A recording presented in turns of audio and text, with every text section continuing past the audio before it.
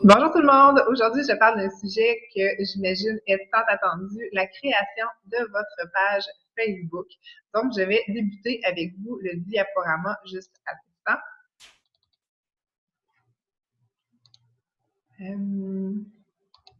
Alors, la création de votre page Facebook.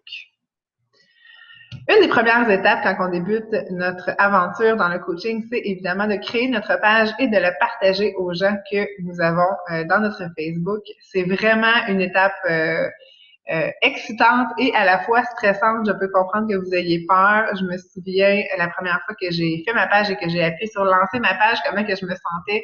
On a peur de se faire juger, on a peur que les gens ne trouvent pas intéressante, on a peur que les gens aiment pas notre page, son contenu et tout ça. C'est des peurs qui sont normales. Puis, mon rôle aujourd'hui, en fait, c'est de vous outiller pour que vous ayez une belle page prête à être lancée et que vous ayez confiance en votre page lorsque vous allez envoyer les invitations pour que les gens puissent l'aimer. Donc, le premier point important lorsque vous créez votre page, c'est de choisir un nom Facebook pour votre page. Je trouve que c'est important de personnaliser notre nom de page. C'est pas nécessaire d'avoir un nom qui sort qui sort du commun puis que c'est extraordinaire notre nom de page. Ça peut quand même être simple. Comme vous avez vu, ma page à moi, c'est mon nom Geneviève Leclerc, fitness et nutrition. Donc, c'est très simple.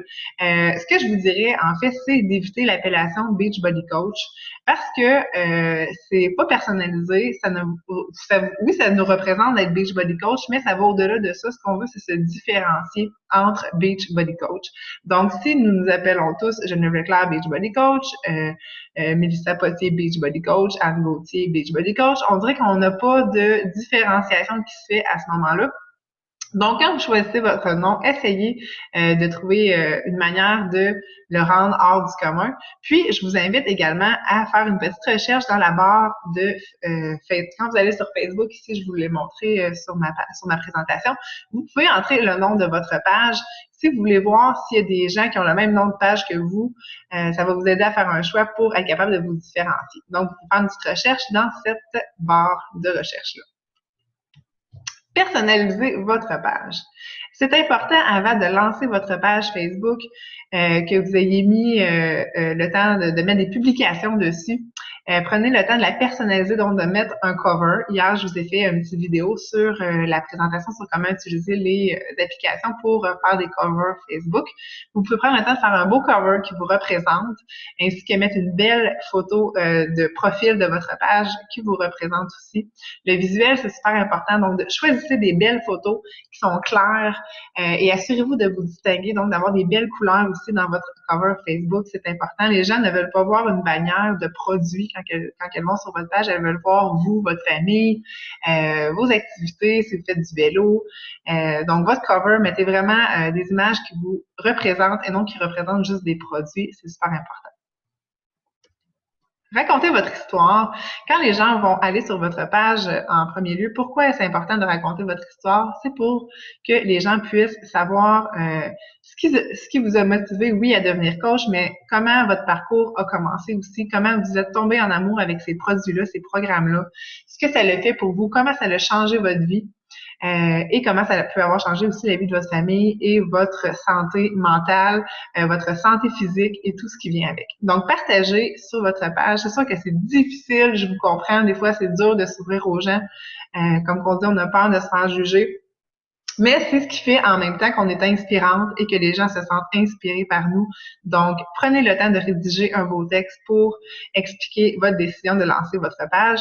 Puis, ensuite, votre page va être plus attrayante et les gens vont pouvoir lire votre histoire lorsqu'elles cliqueront sur votre page. Oui, un dernier point ici que je voulais rajouter, dans le bas, c'est écrit publier votre page sur votre compte personnel en racontant votre histoire. Super important aussi, si vous publiez votre histoire seulement que sur votre page Facebook, de partager cette publication-là sur votre profil personnel pour que les gens la voient, même s'ils n'aiment pas votre page encore, ça peut les inciter à justement liker votre page.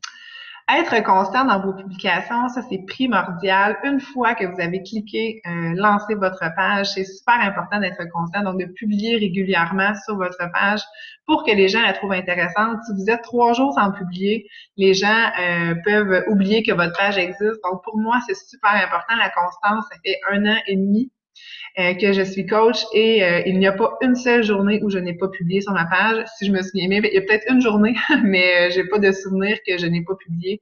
Je publie plusieurs fois par jour. Des fois, on manque d'inspiration. C'est pas nécessaire de publier pour publier non plus.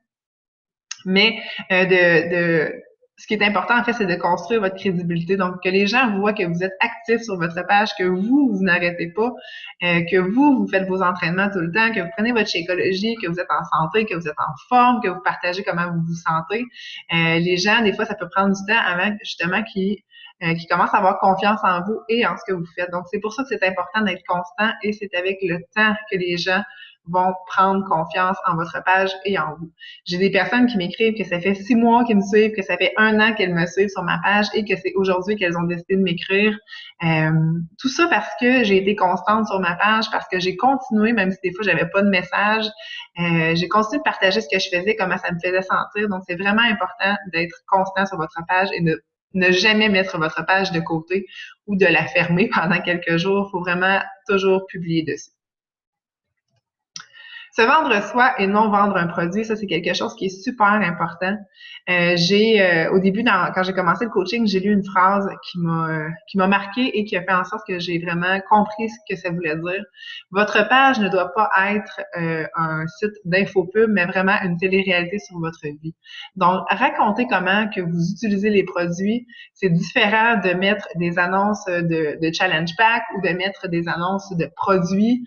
Je trouve que ça fait plus vendeur que d'autres choses. Puis c'est pas nécessairement ce qu'on recherche non plus. On veut pas que les gens aient l'impression qu'ils sont obligés d'acheter quand ils sont sur notre page. On veut vraiment partager sur notre passion et on peut parler des produits à travers nos publications. Donc, c'est vraiment ce que j'essaie de faire, de parler de mes entraînements, de mettre des vidéos de mes entraînements et non de mettre des vidéos promotionnelles. Donc, je mets des vidéos de moi qui s'entraîne, de moi qui consomme Shakeology, de moi avec mes petits plats. Je mets pas trop de photos, justement, de promo, comme j'ai montré ici dans le diaporama. C'est vraiment pas ce que je recherche sur ma page et ce que je vous suggère de faire, c'est vraiment ça. Donc, de miser sur vous. Les gens veulent vous voir vous et non les produits. Parler de votre expérience, ça, c'est quelque chose qui est difficile, comme je vous disais, de s'ouvrir aux autres. Sauf que c'est ce qui touche les gens, c'est ce qui va les chercher. Puis c'est ce qui nous fait du bien, puis c'est ce qui nous fait grandir aussi en tant que personne. Donc, je vous incite fortement à le faire. Comme j'explique ici dans le texte, j'écris « Les gens achètent votre philosophie et les raisons pour lesquelles vous faites ce que vous faites ». Donc, si vous vous sentez bien à faire des entraînements, si vous vous sentez bien de prendre Shakeology, de partager vos résultats, eh bien, faites-le. Faut parler, en fait, de notre expérience avec les produits et non juste des produits. Il faut vraiment faire comprendre aux gens comment ça nous fait sentir et ce que ça nous apporte dans notre vie. Alors, voilà. C'est ce qui termine ma présentation pour la page Facebook. Donc, c'est une étape super importante. J'espère que mon vidéo vous a permis de vous outiller pour être en mesure de mettre votre page à votre goût avant de la lancer. Oui, on a hâte. Oui, on est excité. Des fois, on a envie de le faire expéditivement, d'envoyer notre page et tout ça, mais je pense que c'est important de prendre le temps de la mettre à notre goût et de la mettre belle et avec du contenu pour que les gens l'aiment. Donc, je vous souhaite une belle journée et je vous souhaite de vous mettre au travail très rapidement parce que je suis certaine que vous êtes emballés et excités de faire votre page Facebook. Et si vous avez des questions, n'hésitez pas à commenter sous la publication. Donc, au plaisir et à bientôt.